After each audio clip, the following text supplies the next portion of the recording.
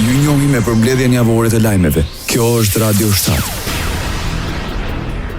Kryeministri italiane Giorgia Meloni dhe kancelari gjerman Friedrich Merz kanë theksuar nevojën për veprime të menjëhershme për të adresuar sfidat strategjike të Bashkimit Evropian. Boshti i ri që po shfaqet midis Italisë dhe Gjermanisë duket se po paralajmëron ndryshime të mëdha. Në një letër të përbashkët me kancelarin gjerman Friedrich Merz drejtuar gjitha vendeve anëtare, Meloni bëri thirrje për një afat kohor të qartë dhe të përcaktuar dhe një sër reforma që duhet të zbatoheshin ose planifikoheshin brenda këtij viti. Pika e parë është se nuk kemi më kohë, duhet të nxitojmë. Nuk kemi nevojë për një program, por për një orar, me afat të përcaktuar dhe një sër reformash të zbatuara ose të planifikuara deri në fund të vitit, deklaron kryeministre italiane Giorgia Meloni. Presidentja e Komisionit Evropian Ursula von der Leyen paralajmëroi se vendosja një preferencë Made in Europe në kontratat publike është një vije hold për të ndjekur, ndërsa liderët e Bashkimit Evropian pritet të diskutojnë gjerësisht çështjen në një samit informal. Duke folur në seancën plenare në Strasburg, von der Leyen tha se në sektorët strategjik një preferencë europiane mund të shërbejë si instrumenti domosdoshëm për forcimin e bazës prodhuese të BE-s. Shtetet e Bashkuara të Amerikës hedhin një tjetër hap të rreqë nga strukturat drejtuese të NATO-s. Komandat e bazave në Napoli dhe Norfolk u kalojnë aleatëve europian. Italia merr drejtimin në Napoli dhe Norfolkun e merr Britania. Komanda e tretë me bazë në Brunssum të Hollandës do të bashkëdrejtohet nga një general polak dhe homologu i tij gjerman, Ingo Gerhards. Komanda e përgjithshme ushtarake e aleancës mbetet në duart e Shteteve të Bashkuara të Amerikës, konkretisht të generalit Alexius Grunkish, i cili drejton operacionet nga Selia në Mons të Belgjikës. Ministri i jashtëm rus Sergej Lavrov njoftoi se moratoriumi mbi kufizimet e parashikuara nga traktati ruso-amerikan për reduktimin e armëve bërthamore START do të mbetet në fuqi për sa kohë që Shtetet e Bashkuara nuk tejkalojnë kufit e përcaktuar nga marrëveshje. Deklarata u bë gjatë orës së qeverisë në Dumën shtetërore ruse. Lavrov theksoi se Moska është e gatshme të veprojë me përgjegjësi dhe në mënyrë të ekuilibruar duke monitoruar çdo lëvizje ushtarake amerikane dhe duke vlerësuar situatën strategjike globale. Ai kritikoi disa qarqe europiane rusofobi që sipas tij fajsojnë Rusinë për përkeqësimin e stabilitetit strategjik. Kreu i diplomacisë ruse u shpreh gjithashtu për rastin e Groenlandës, duke paralajmëruar se çdo forcim i pranisë ushtarake të perëndimit të ishull do të çojë në kundërmasa nga Moska përfshirë veprime ushtarako-teknike.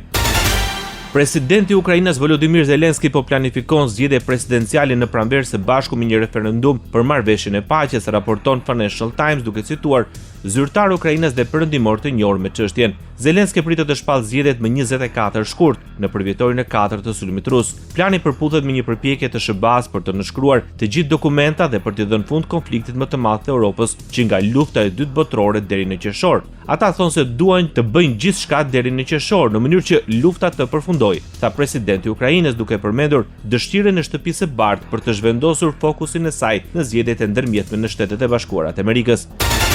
Skandali Epstein vazhdon të trondisë qeverinë britanike, i jep dorëheqjen drejtori i komunikimit në kryeministri Tim Allen.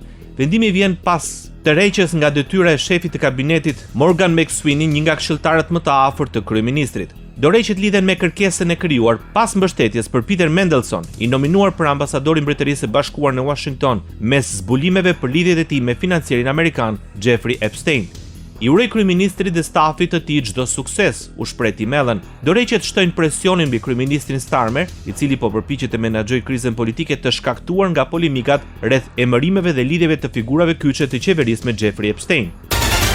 Presidenti francez Emmanuel Macron distancoi vendin e tij nga skandali i dosjeve të Jeffrey Epstein, duke argumentuar se kjo ishte një çështje që përkiste më së shumti Shteteve të Bashkuara të Amerikës. Deklaratën Macron e dha pasi ish ministri i kulturës Jack Lang u dërhoq nga posti që kishte në Institutin e Botës Arabe, pasi prokurorët francezë vendosën të nisin një hetim paraprak për mashtrim me taksat për të dhe të bien, pasi të dy u përmenden në dosjet e Epstein.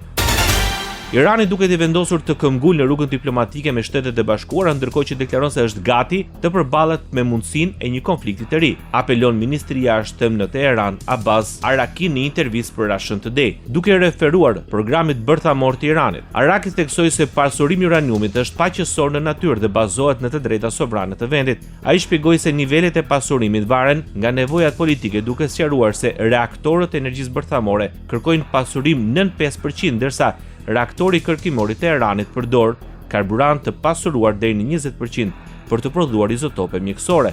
Në këtë kontekst, ai theksoi se Irani është i gatshëm të ofrojë garanci se nuk do të kërkojë të pajiset me armë bërthamore, duke përshkruar një proces të tillë si të realizueshëm dhe të arritshëm me kusht që të ketë besim të mirë nga të dyja palët. Irani vazhdon shtypjen e dhunshme të protestave. Dëshmi për CBS News tregojnë se viktimat janë shumë më shumë nga deklarata zyrtare për mbi 3000 të vdekur. Një pastor nga Irani tregon se numri është shumë I lartë se kaq. The number is much higher than that. The number is something more than 50,000 people has been killed by the regime. Numri është diçka më shumë se 50.000 njerëz që janë vrarë nga regjimi. Për pastorin iranian, dhuna është transformuar dhe shumë njerëz janë në rrezik. The form has changed because Forma ka ndryshuar sepse kemi shumë njerëz që janë arrestuar dhe janë në rrezik të madh ekzekutimi dhe gjithashtu torturat brenda burgjeve. Ka pasur disa raportime se disa janë ekzekutuar, por sigurisht qeveria është përpjekur ta mbajë të fshehtë dhe po e bën këtë pas dyerve të mbyllura. behind the closed doors. Dëshmitar akular zbulojnë gjithashtu për ekzekutime në rrugë brenda spitaleve dhe në shtëpi kundër protestuesve të paarmatosur. CBS News mori një audio nga brenda Iranit që dokumenton vetëm në një zonë atë që dëshmitarët thonë se janë krime të tmerrshme të kryera nga regjimi.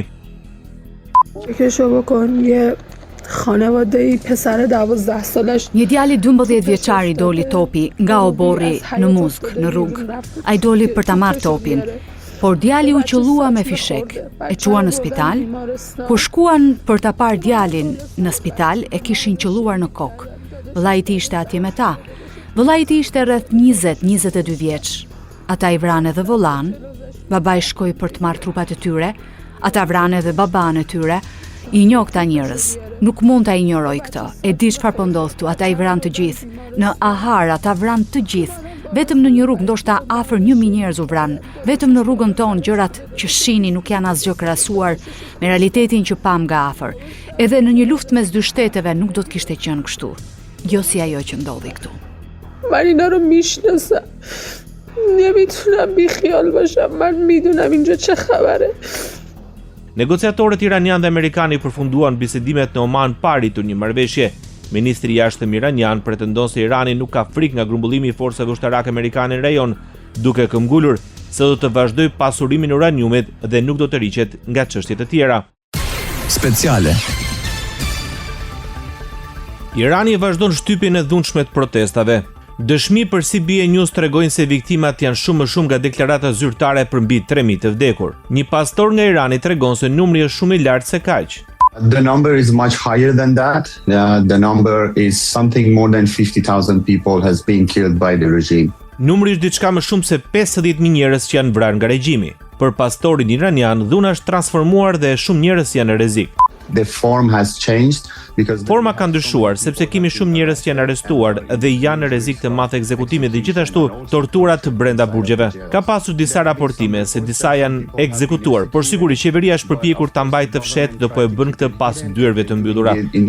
behind the closed doors. Dëshmitar akular zbulojnë gjithashtu për ekzekutime në rrugë brenda spitaleve dhe në shtëpi kundër protestuesve të paarmatosur. CBS News mori një audio nga brenda Iranit që dokumenton vetëm në një zonë atë që dëshmitarët thonë se janë krime të tmerrshme të kryera nga regjimi.